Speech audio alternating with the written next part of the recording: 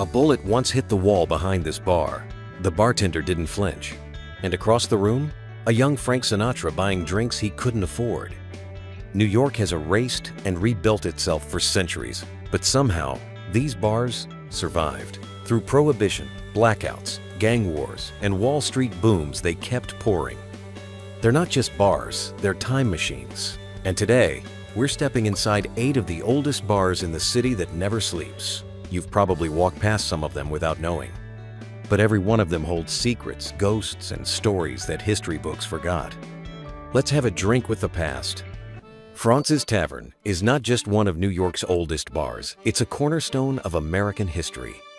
Officially opened as a tavern in 1762 by Samuel Fraunces, this establishment in Lower Manhattan played a central role during the Revolutionary War. It's where George Washington bid farewell to his officers in 1783 after the British evacuated New York. Walking into Fraunces today isn't just grabbing a drink, it's stepping into the very pages of early America. The building itself was originally constructed in 1719 as a private residence and has worn many hats since boarding house, government office, museum, and bar. Over the years, it's undergone significant restoration to maintain its colonial charm, with dark wood interiors, flickering candlelight, and framed portraits evoking an 18th century atmosphere. Today, it operates as both a restaurant bar and museum, preserving artifacts from the birth of the nation. Fraunces Tavern is a true time capsule. Whether you're there for the ale, the steak, or the stories whispered through its original stone walls, it remains a living monument to the revolutionary spirit and one of the most iconic drinking spots in the entire country. Tucked away in the South Street Seaport, Bridge Cafe is a piece of early New York history that has seen the city grow from a colonial port to a global metropolis. Originally opened in 1794 as a grocery, it quickly evolved into a place that served wine, porter, and food.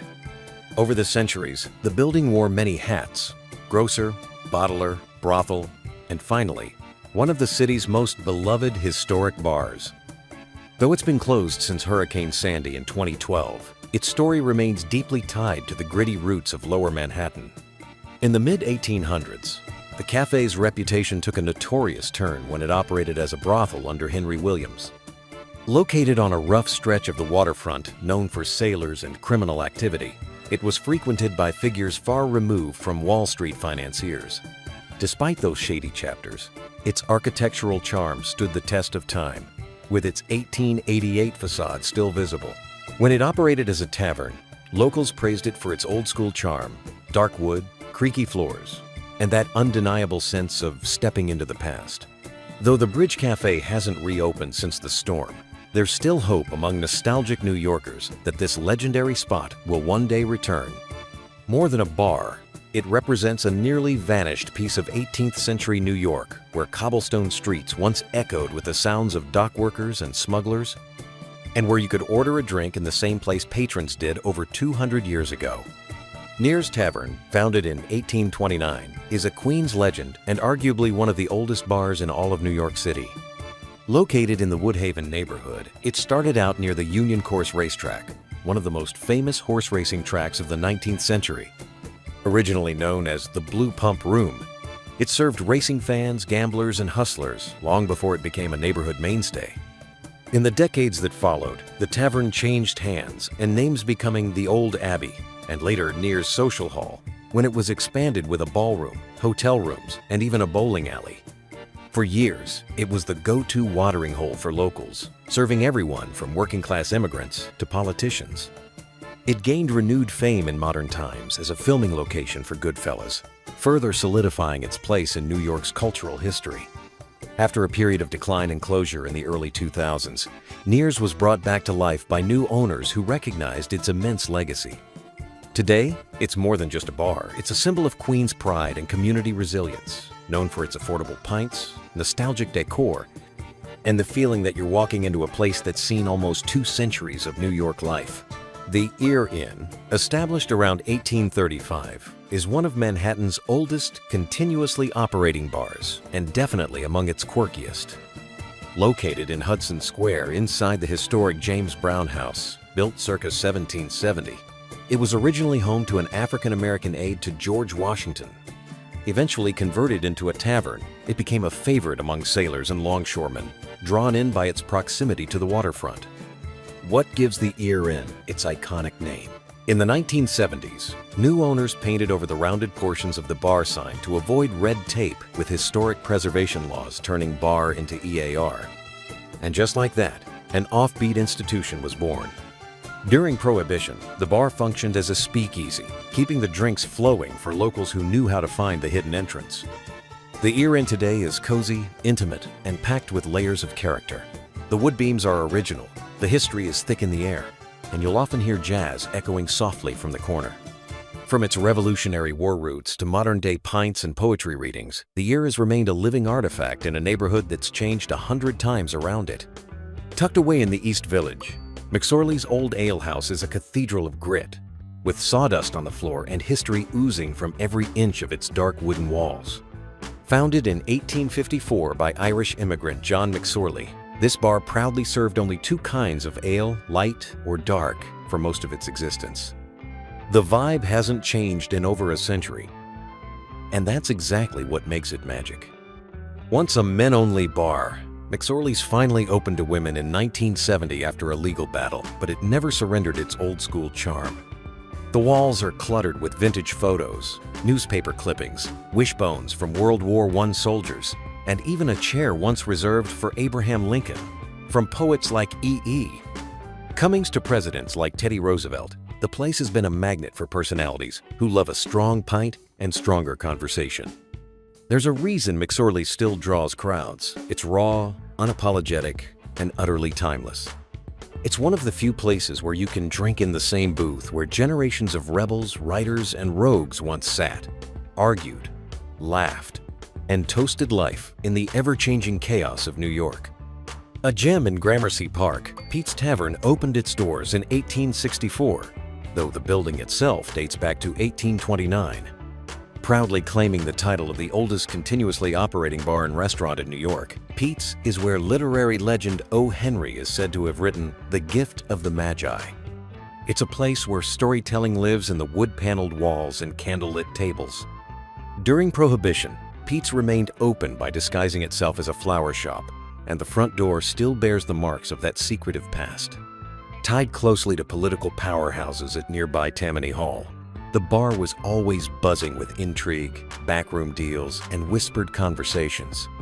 Whether or not every Prohibition-era tale is true, the mystique they've built is part of what keeps people coming back. Pete's Tavern isn't flashy or trendy, and that's exactly its charm. With its black and white tiled floors and old-school bar, it feels like a warm, familiar hug from another century. It's not just a bar, it's a testament to New York's stubborn heartbeat, still pulsing with the rhythm of countless nights, clinks, and conversations. Tucked into a quiet corner of Greenwich Village, Juliuss is more than just one of the oldest bars in New York. It's a landmark in the fight for LGBTQ rights. Though the building was constructed in 1826, it officially became a bar in 1864 and slowly evolved from a neighborhood tavern into something far more meaningful. By the 1950s, Juliuss's had become a refuge for gay New Yorkers, even as laws and societal norms sought to keep them in the shadows.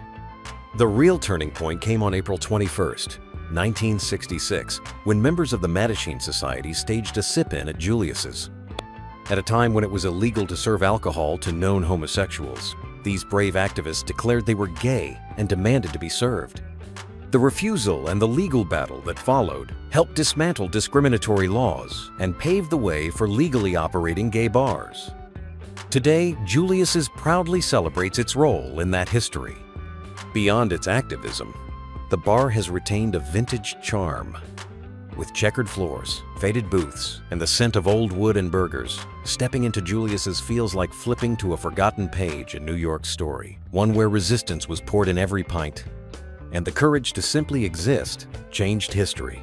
White Horse Tavern, opened in 1880, began as a working-class bar serving longshoremen along the Hudson River. But by the 1950s, it had transformed into a magnet for New York's literary elite and became legendary when Dylan Thomas drank himself into oblivion here. The Welsh poet reportedly downed 18 straight whiskeys before collapsing shortly after, cementing the bar's place in literary lore. This wasn't just a spot for writers to drink. It was where ideas were debated, newspapers founded, including the Village Voice, and friendships tested by one too many rounds. Regulars included Jack Kerouac, Norman Mailer, James Baldwin, and Hunter S. Thompson, among others. It was a rare mix of brilliance and chaos where beer and poetry flowed with equal intensity. Today, White Horse Tavern still sits on Hudson Street, much like it did over a century ago. The bar's dark wood interiors and historic photos whisper stories of the city's bohemian soul, when Greenwich Village was the beating heart of radical thought and raw art. In a world moving fast, the White Horse invites you to linger and remember a time when creativity came with a hangover and a hell of a legacy. After this journey through some of the oldest and most iconic bars in New York, it's hard not to feel the weight of history in every wooden stool, dimly lit corner, and dusty framed photo. These aren't just places to grab a drink, they're living time capsules, soaked in stories of artists, rebels, lovers, and everyday New Yorkers who left their mark. Did you already know about these spots? Have you ever been to one of them or heard stories from a parent or grandparent who did? We'd love to hear your memories or first impressions. Your voice helps keep their legacy alive. If you enjoyed this trip into New York's past, give us a like. It's free, but it helps us keep creating more nostalgic content like this. And don't forget to leave a comment. We read them all, and they mean the world to us. See you in the next video.